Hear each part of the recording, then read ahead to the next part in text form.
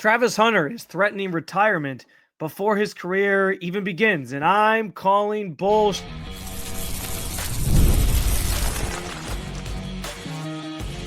You are Locked On Browns, your daily Cleveland Browns podcast. Part of the Locked On Podcast Network, your team every day. What's up, Dog Pound? I'm Spencer German, your host of the Locked On Browns podcast, and proudly covering your Cleveland Browns each and every single day in the land and on the road. Travis Hunter says he wants to play both ways or he'll retire from football. We'll dissect what he means. Also, the Browns should be prioritizing offense with as many of their picks in the top 100 as possible. And when is safety potentially in play for the Browns? We'll get into all those things and more. I do want to thank you for being an everydayer with the Locked On Browns podcast, making us your first listen every single day. Remember, you can find Cleveland Browns content with Locked On Browns every week, Monday through Friday, guaranteed, with bonus content on some weekends as well. And it's totally free to you. All you got to do, hit that subscribe button wherever it is that you listen to your podcast. And of course, at the Locked On Browns YouTube channel, where you can also get involved in the show by sharing your thoughts on anything that we discussed today in the comments section. This is your team, so be part of the conversation every single day. And today's episode is brought to you by our friends at Gametime. Download the Gametime app, create an account, use code LOCKEDONNFL for $20 off your first purchase. And yes, Travis Hunter, Browns potential first overall or first round pick, second overall in next week's draft. And we are a week away from the draft, pretty much officially here as this episode comes out on Thursday. It's exciting times. It feels like it's taken forever to get here. I'm looking forward to it. But regardless, Travis Hunter in an interview told CBS last week that he's never going to play football again if he can't play both ways. His exact quote was quite literally, it's never playing football again because I've been doing it my whole life and I love being on the field. I feel like I could dominate on each side of the ball, and so I really enjoy doing it. I think he's obviously being hyperbolic here. This is kind of one of those headline-grabbing quotes that you sort of have right before the draft gets rolling, making it clear to teams that he wants to play both ways, and that's always been his goal, right? Like, that's been the thing he's been pitching this entire time, and it's something that he takes a lot of pride in being able to do. He's talked about that at length throughout this pre-draft process. I don't believe he would actually retire if a team tells him he can't play both ways.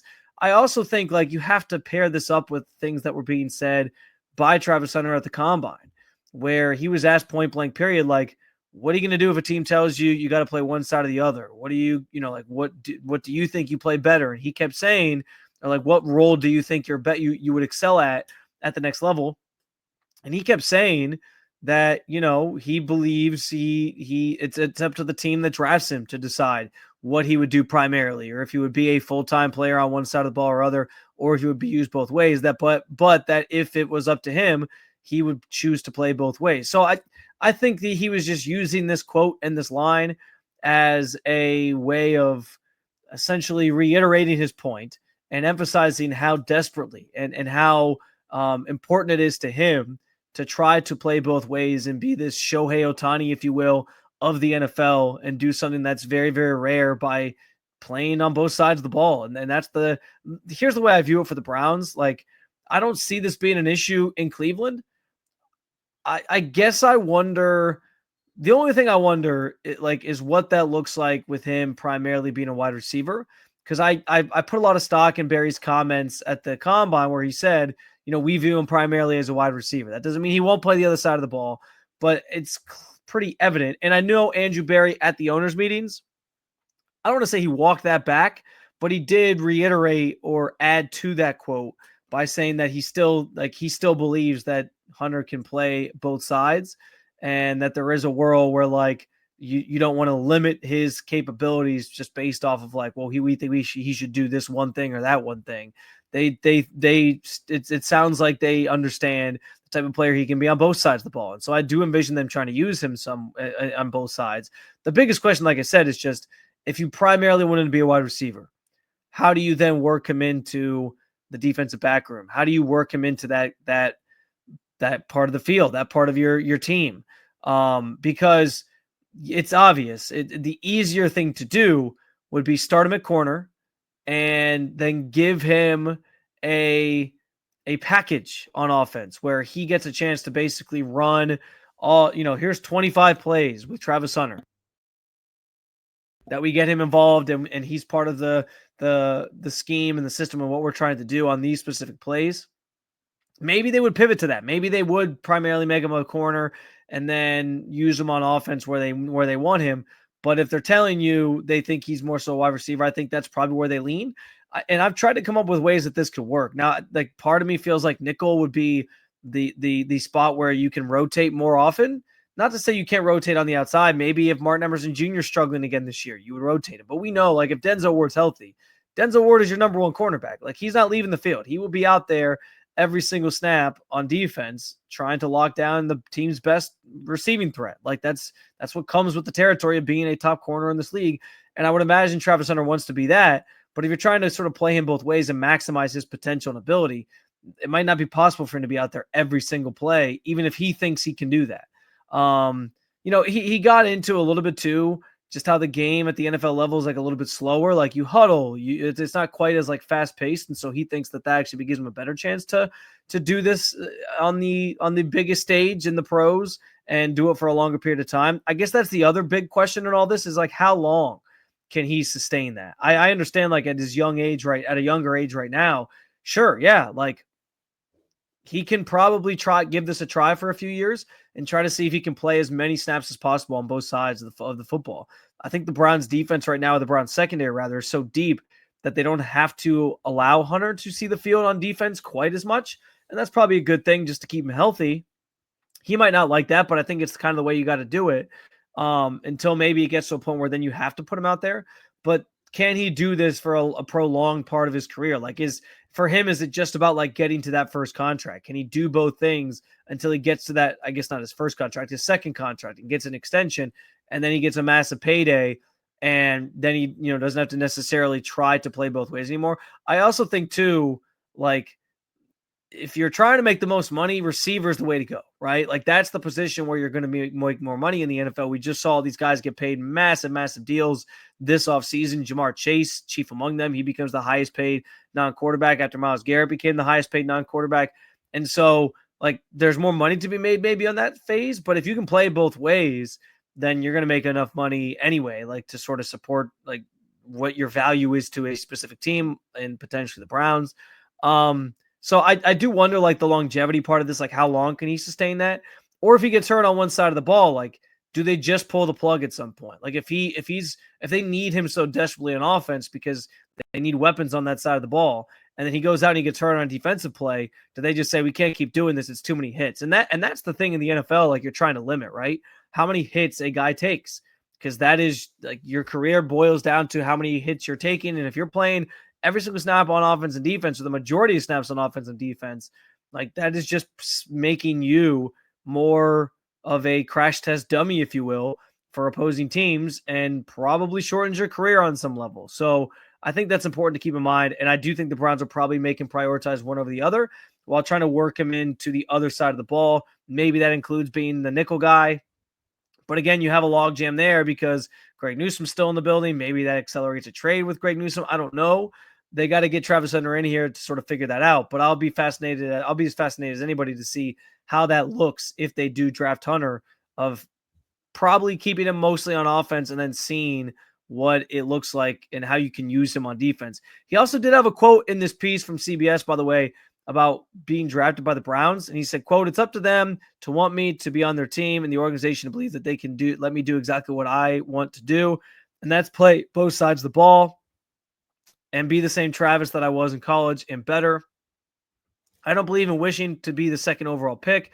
If it was up to me, I'll be the first overall pick. I'm blessed to be the best player in this, one of the best players in this draft class. So I'm blessed to be where I'm at." So seems like he's open to it. He wants to be the number one overall player. I don't think there was ever any doubts there anyway. I think the biggest things with Hunter are obviously his athleticism, his versatility.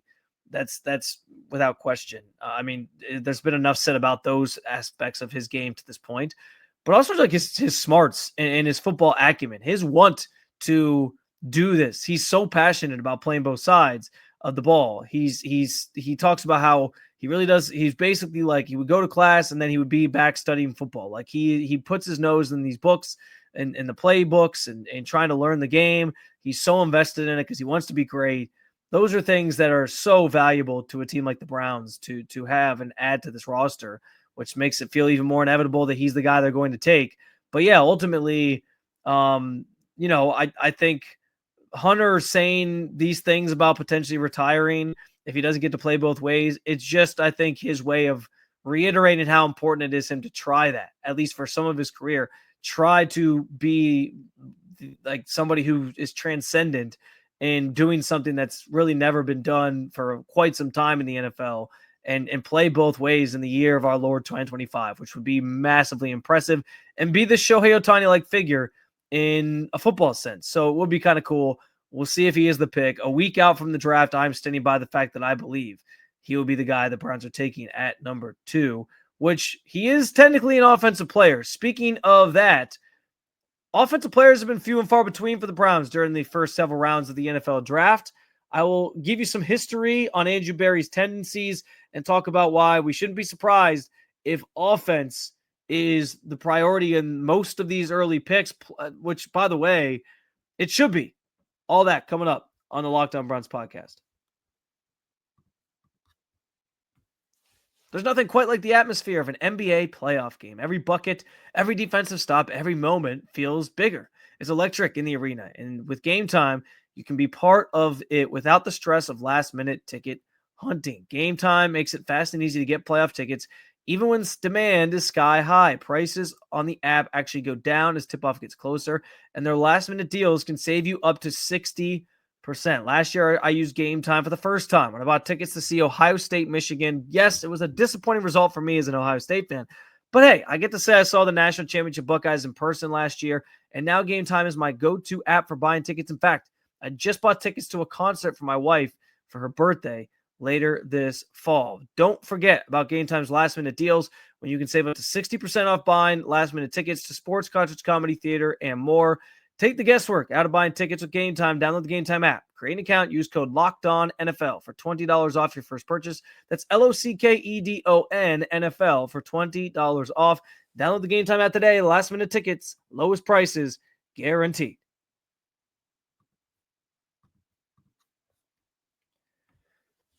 All right, so time for a little history lesson when it comes to the Browns' draft tendencies. More so Andrew Berry's draft tendencies and why I wouldn't be surprised if it takes the Browns a while to go defense in this draft. And quite frankly, it should take them a while to go defense, aside from Travis Hunter, because Travis Hunter technically, as we just talked about, can play both ways, will likely play both ways. And so he technically is a defensive pick and that he kind of is listed as a corner. He wants Roger Goodell to announce him as a corner and a wide receiver, but he's a defensive pick that's also going to be very involved in the offense. So with that in mind, I consider it still sort of an offensive player. It's kind of a weird, fluky thing. But aside from Hunter, who can play both ways, it should be several rounds of the Browns prioritizing offense. And we might not see them go defense until later on in this draft. I'm totally down with it. I am totally down with the Browns going offense with all 4 of their top 100 picks. So, like, this to me, I cannot scream this from the mountaintops enough. We saw last year a team that was historically bad, excruciatingly bad on offense. Could not move the ball, could not score points. They were miserable. You as a fan, watch this team and watch that season unfold. The apathy that set in because they were just so bad and so, like, it made your eyes bleed to watch them, that you didn't, like, you had to turn it off at times. I'm sure you wanted to turn it off at times. It was a terrible experience. You can't tell me that you need to, like, that you can't convince me that defense is the way to go when it comes to like this draft and how you're trying to sort of build out this roster in a situation where you're trying to rebuild. Like, you need offense. You need weapons. Obviously, you need a quarterback. You need offensive line help would be nice to sort of get this group looking younger and trending in a younger direction moving forward. So offense should be the way to go. Some history here. Andrew Berry's 5 drafts since he's been here in Cleveland. He has taken just one offensive player in the first 2 rounds in each of those 5 drafts. Now, there's the context, of course, that they didn't have first-round picks in 2022 through 2024 because they traded him as part of the Deshaun deal. We know that. They also traded out of the second round in 2022-23. So that does limit this sample size a little bit to, okay, how many offensive players could they have really taken when you didn't have first and in the first two rounds, and you didn't have first and second round picks in 2 of the last 3 years, and you didn't have first round picks in 3 of the last 3 years. So I expounded this out even further, right? Oh, by the way, I don't know if I mentioned it, but the one offensive player that Andrew Berry's taken in the first 2 rounds was Jedrick Wills, his very first year on the job here in Cleveland with their first pick.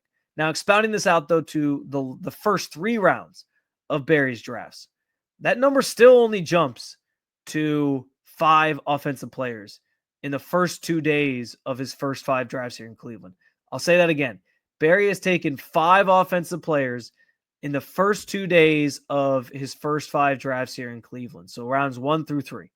5 out of 14 total picks made. And the reason there's 14 total picks made, I'm going to give you the math here on this. They made 2 third-round picks in 2023. They made one was an offensive guy. And then they made 3 third-round picks in 2022.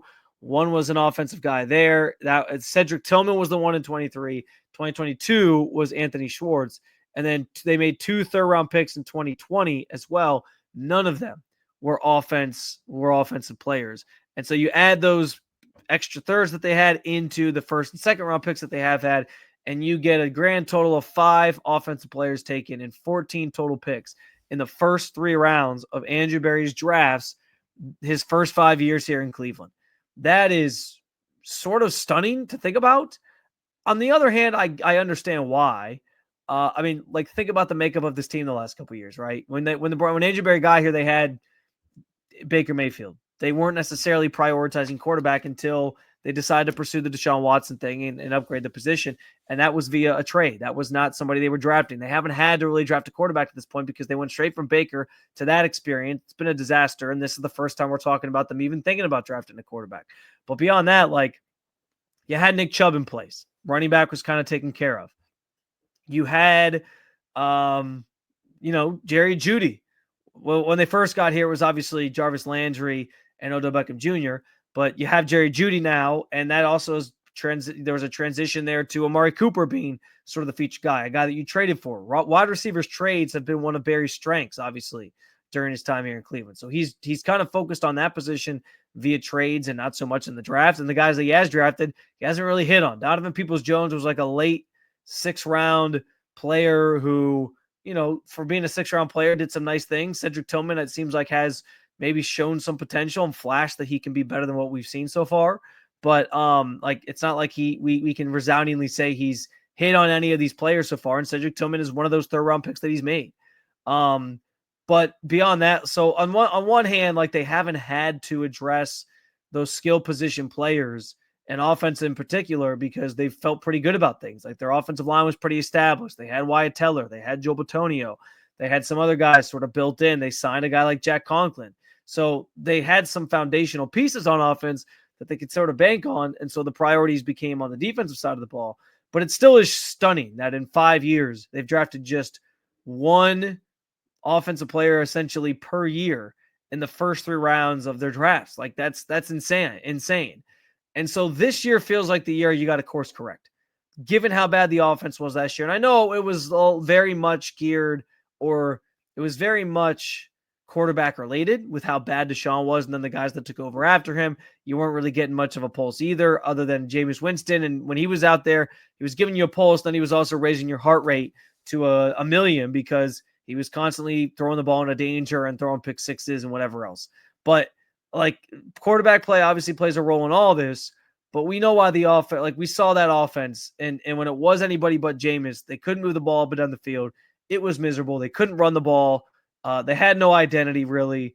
Jerry Jeudy ended up posting 1,000 yards, having a great season, but they clearly are lacking in a number of areas, especially in the skill positions. And so this feels like the year where you course correct. This feels like the year where Andrew Berry sort of makes amends for not drafting a lot of offensive talent during his first 5 years here in Cleveland and tries to replenish a number of key spots. Wide receiver, offensive line, running back, as I said on yesterday's show, probably the second biggest need this team has behind quarterback because they don't have anybody right now to sort of lead that room. And then, you can make a case for tight end, which is another big need, as I talked about yesterday. And I think they will probably prioritize tight end at some point in this draft. It is a little bit of a deeper tight end class. So you could probably get a guy in the third or maybe even the fourth round. But man, like, these are all the positions that it feels like we're talking about them needing. From a historically bad offense from last year, you can't go wrong going heavy offense with, again, you got 4 picks in the first 100, 2, 33, 67, 94. And then you have pick 104 as well. If 4 of those end up being offense, I'm good with that.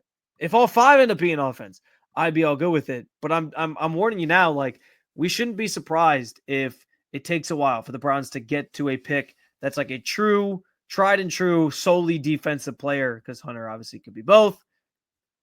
I think offense is going to be sort of the way to go here, given the state of the team, where they're at, and what they're trying to, fix this offseason and the holes that they still have based on what they haven't really addressed in free agency.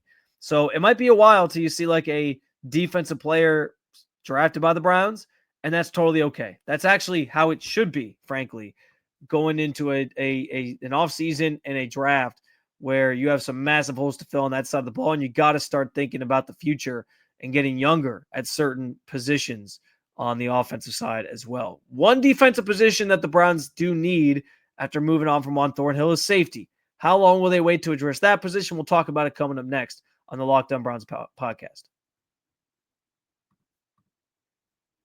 As a small business owner, your work doesn't end when the clock hits 5. Your business is always on your mind, which means when it's time to hire, you need a partner that works just as hard as you do. That's where LinkedIn Jobs comes in. When you clock out, LinkedIn clocks in. LinkedIn makes it easy to post your job for free, share it with your network, and get qualified candidates all in one place. Post Your Job is LinkedIn's newest feature, and it can help you write job descriptions, then quickly get the job in front of the right people with deep candidate insights. And here's a pro tip. Add the hashtag hiring frame to your profile picture to double your reach to qualified candidates. It's no wonder 72% of small businesses say LinkedIn helped them find high quality hires. Post your job for free at linkedin.com/LockedOnNFL. That's linkedin.com/LockedOnNFL to post your job for free. Terms and conditions apply.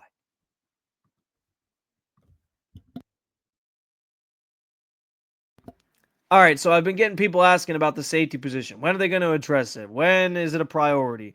What are they going to do about it? And some people seem to think that the Browns are going to take a safety earlier on. I push back on that notion. I don't think that's going to be something that they are necessarily looking at and saying, we're going to prioritize it or early on in this draft. Now, I've been on the record already saying this. I believe I would not be shocked if the Browns, if that's a position the Browns kind of just try to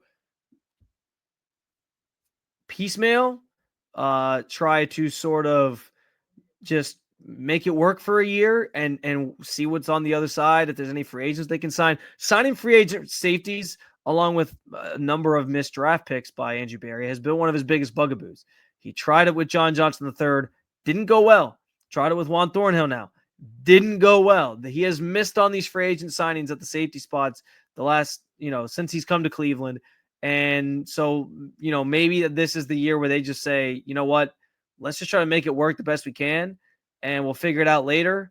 Because again, you're not going to be able to fix everything with like a starting caliber player in the draft in one season. It's going to take time to sort of replenish some of these spots. And so I wouldn't be surprised if the team just kind of turns things over and says, let's see what Ronnie Hickman can do. Let's see if he can be a true, starting caliber player for us, an everyday player for us, and we'll give it a shot. That would kind of be the way that I feel like they're going to go, but I could be wrong about that. Now, I do think they'll draft a safety at some point, and in my mock this week, I had them taking Lathan Ransom with their last pick of the draft, pick number 255.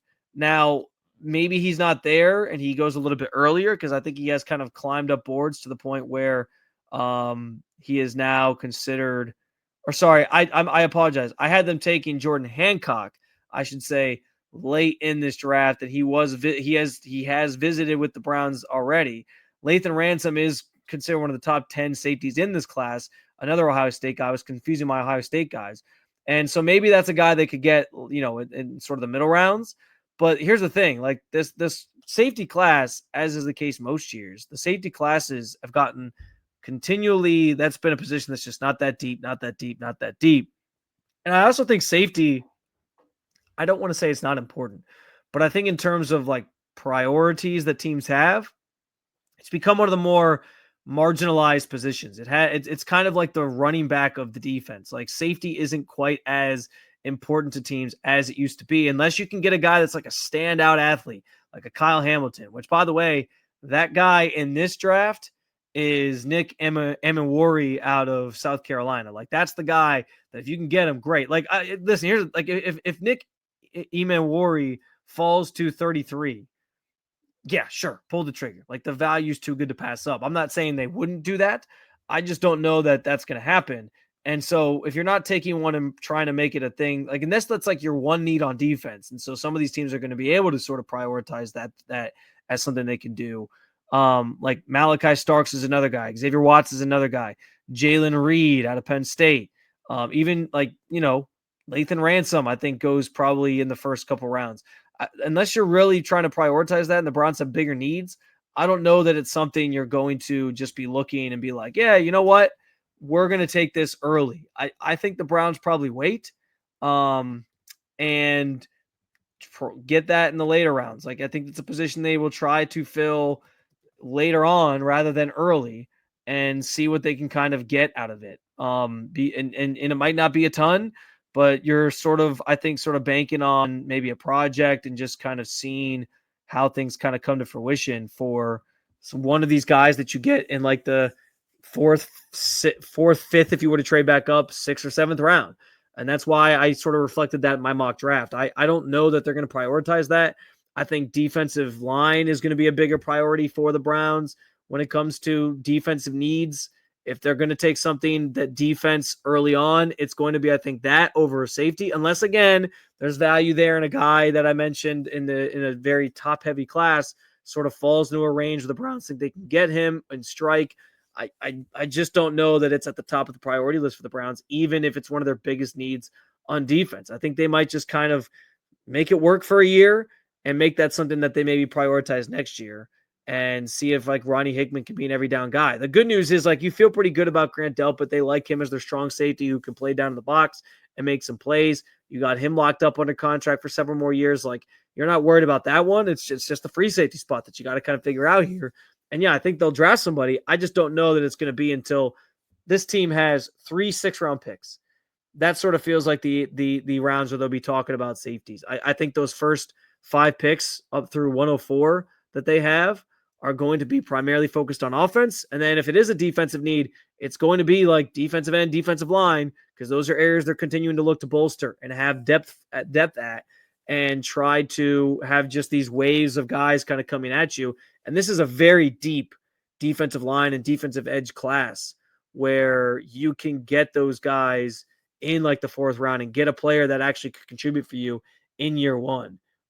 Defensive end is honestly probably the deepest position in this draft, if not running back. Like those are the top 2.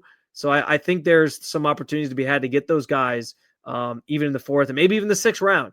I think safety is one where you just kind of take a flyer on a guy and see if it sticks, because I don't think the Browns are in a position where they're going to be trying to take somebody early on, like 1st or 2nd round, to fill that void. Even though it is a hole they have on defense, I just don't think it's going to happen. So that's where I'm at with the safety position. And I could ultimately be wrong here. Andrew Berry is going to speak on Thursday. I'm sure there might be some questions in there about the safety spot, where their head's at with that. Maybe we'll get some more insight into what they're thinking. But my read on it right now is that that's not something that they feel is a top priority in terms of finding it in the draft. And I could see them just kind of like using what they have right now to see if they can make it work for a year, and that being a position that they know they have to fill later on down the line, and seeing if they can build the defense up in some other areas more so than the safety spot. So we'll see. But that's where my head's kind of at with the safety position as of today. Another episode down with you, Dog Pound. Thanks for joining me as always to talk about your favorite football team. And there'll be more to come this week, including a Fan Friday. Send me your questions at Spencito_. You can hit me up in the comment section at the Locked On Browns YouTube channel as well. We will react as well to what Andrew Berry has to say in his pre-draft press conference, the final time he'll speak before draft night. about the Browns' plans and kind of where their heads are at. So be sure to hit that subscribe button and make Locked On Browns your first listen every day. For your second listen, check out our Locked On NFL Draft Show. Our mock draft is off and running here on Thursday, later today. So you can see who I took with the Browns at 2. And if I made any trades back up potentially, there's a little hint there. You might want to stick around to see what happens later on in the first round. And yeah, go ahead, roast me. Tell me why you think my picks were terrible. I don't care. It's all in good fun. But be sure to subscribe and and also check out our if you want to keep it local, you can check out Locked On Cavs, Locked On Guardians. Thank you for being an everydayer at the Locked On Podcast Network. I will talk to you again real soon, Cleveland. Peace.